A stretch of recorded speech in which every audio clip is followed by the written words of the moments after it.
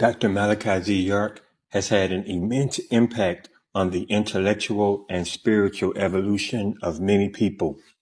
Dr. York went beyond the spoken word and organized the chosen people to exist outside Babylon's matrix. In this video, you will see Dr. York draw from various disciplines to answer the question, how to prove the existence of the Most High. This presentation is a classic and a great contribution to the digital library of African diaspora history and culture. Watch this video with an open mind and spirit. Here is How to Prove the Existence of the Most High by Dr. Malachi Z. York.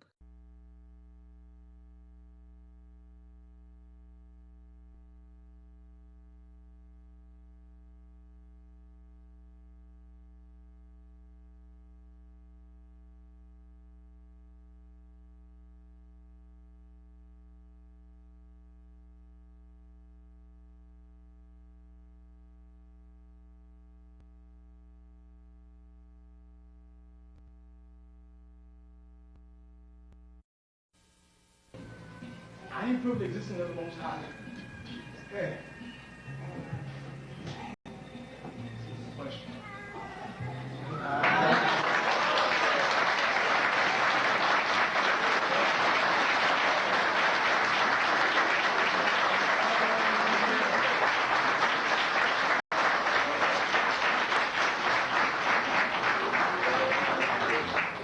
Perfect family. What was the question?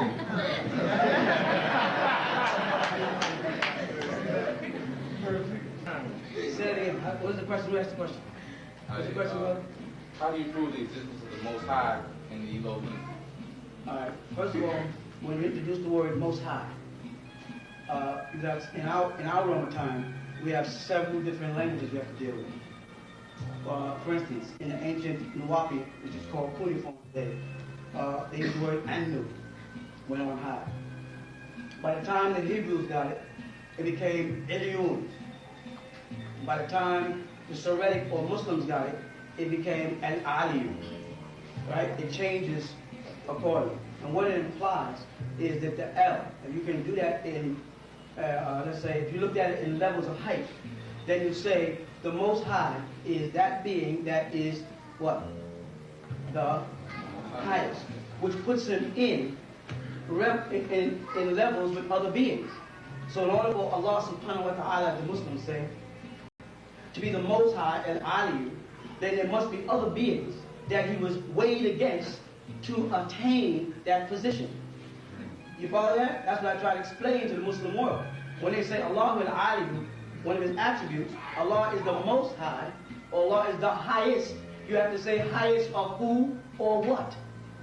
How you become the highest of something unless there's something compatible to you or something that was a challenge to you and you have what? Overcome it. You understand what I'm saying?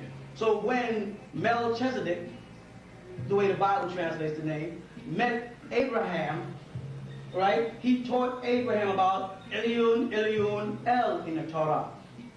Right? The Most High, the highest. Because Ibrahim, or Abraham, or Abraham, see the language game again, was already worshiping as a Chaldean. He already had a religion. He already prospered, because in the Torah, or Tanakh, they tell you that he fell on his face and he prayed before those Hittites, when he was buying a tomb for his wife. Right? You follow that? So he understood prostration already. So he understood prayer already. But Melchizedek had to come and tell him, get back to the worship of Anu. Now, why would I say Anu when they use Eliun, Eliun, El in the Tanakh or the Torah? Because Melchizedek was not a Hebrew. When Melchizedek was speaking, he was speaking as Melech Zodak. He was speaking as in Hebrew, we say Malach, an angel who is Siddha, who is righteous or justified, who deals just. So he wasn't speaking as a Hebrew or an Israelite or a Muslim. He was speaking as a Chaldean. You follow that? Meaning he was speaking to Abraham, who your Bible says was a Chaldean or of Chaldea. They also, But if you look into the Hebrew of it, you'll find the word Aramean, of Aram from Genesis 10. So all these people were speaking one of the dialects that was given to man. You with me? And so he would have been speaking to Abraham before Abraham became a Hebrew. The word Hebrew, simply Ivrit, or in Arabic, Ebra, means to cross from one place to another, to cross over the Tigris-Euphrates. He was going to the furthest point of our land. When I say our land, let me make myself clear. That's a long story from Most High to bring it down to mortals. Our land extended from the other side of the Persian Gulf, coming westward all the way to California. You follow? There was no Red Sea or Reed Sea. Right? Bahra, we call it Bahra Ahmad. There was none there. There was no Atlantic Ocean. Continental drift and continent drift resulted in land masses moving. Thus, there was no Africa. There was no separation called South America. All those pieces of land, when pushed back together, will give you one bland spot of water in the center. And that bland spot today is off the coast of what they call Bermuda. You with me? Which was all part of what the ancients called the Yucatan. Beneath the Bermuda is now what they refer to as the Bermuda Triangle. A magnetic field. That was the capital of our kingdom. That which took place in Sumer and Egypt, and this land, the land of the frogs, some call it a maxim, from the word Mexico. That's just one of the names. All that was called Genawa. Genawa is what we called it. And we sectioned it off into parts based on the people that were there. I don't want to go too far from Most High, so I'll come back around to that part later. So when Abraham started his journey, he encountered a man who the Bible cannot account for genealogy speaking. A man called Melchizedek. The man is also mentioned in Moses' time. The man is also in the book of Hebrew in Jesus' time as being after the order of Melchizedek. You follow? This was, of course, an incarnated being. We do believe in reincarnation and incarnation. You follow? Now, Muslims will tell you they don't believe in reincarnation. Christians will tell you they don't believe in reincarnation. Right? But then they'll tell you Jesus died, went to heaven, and he's coming back. Talk to me then. That's not reincarnation, what is it? Jesus died, went to heaven, and came back. Lazarus died, went into a tomb, was wrapped, buried, spiced. Jesus came 3.5 days later and called Lazarus back to life. Back in the same cardinal body. What is that? That's reincarnal body. Reincarnation. You hear me? All right, so we have a being, Melchizedek, who reincarnates from body to body. He comes at a crucial time amongst his own. Raised up for you from amongst you. But the key word in that last one was out of the east unto the west. You with me? All right. Now, certain groups of people would like to make you think their leader or their teacher is that man when they were born here in America. Make it plain.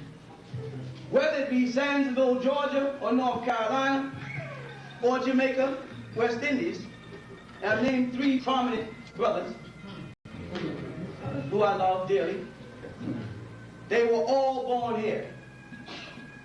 And I had to do this book. I had to do this book.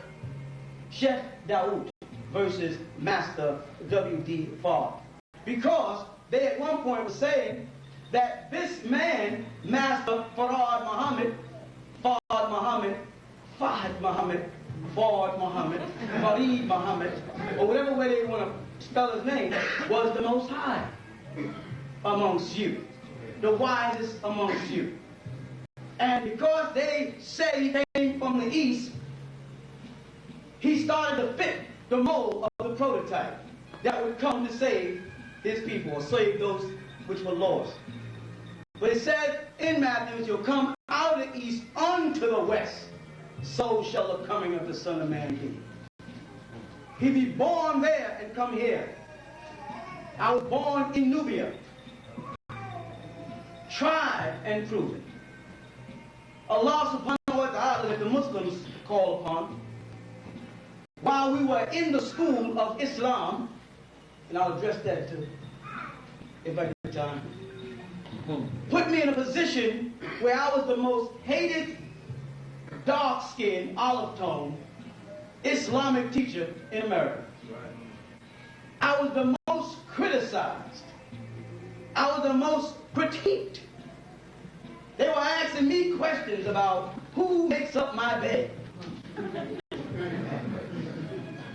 who cuts the lettuce in the pot in my house for my salad, where's my mother, who is my mother, where is my father, who is my father, where were you born, when did you take your shahada, how long have you been a Muslim, are you Sudanese, are you American, are you Dr. York the disco singer, are you Imam Isa, are you Rabboni Yeshuah, do you call yourself Christ, do you say you are God?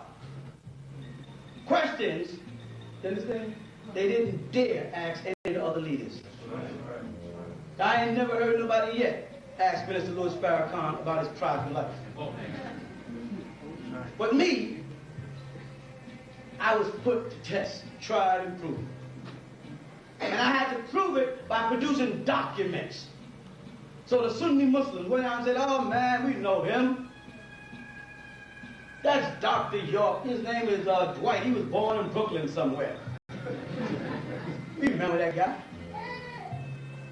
So I went on back to Sudan, Beledi, Wahustu, Shahadati, Waladi, and got my birth certificate. Had to go back through the files and hunt it down. Because I was born in 1945 when they did everything by hand. There was no computers. I can't tell you what I had to go through the Hall of Records. But as an Ansar, the most recognized clan in Sudan, it made it easy. And with Sayyid Sadiq, the prime minister standing beside me, it made it a little easier than it would have cost you. You follow? So I went and got the birth certificate and I printed a book and I said, here's my birth certificate in the book.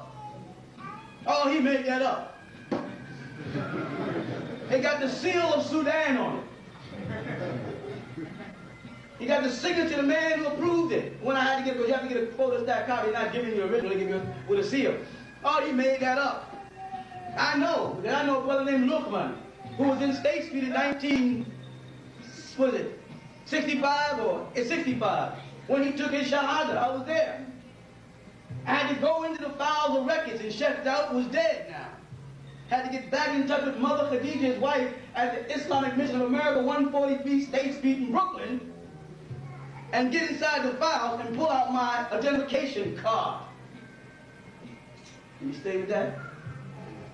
And it showed June 12th, 1957, Sheikh Daoud gave me my card.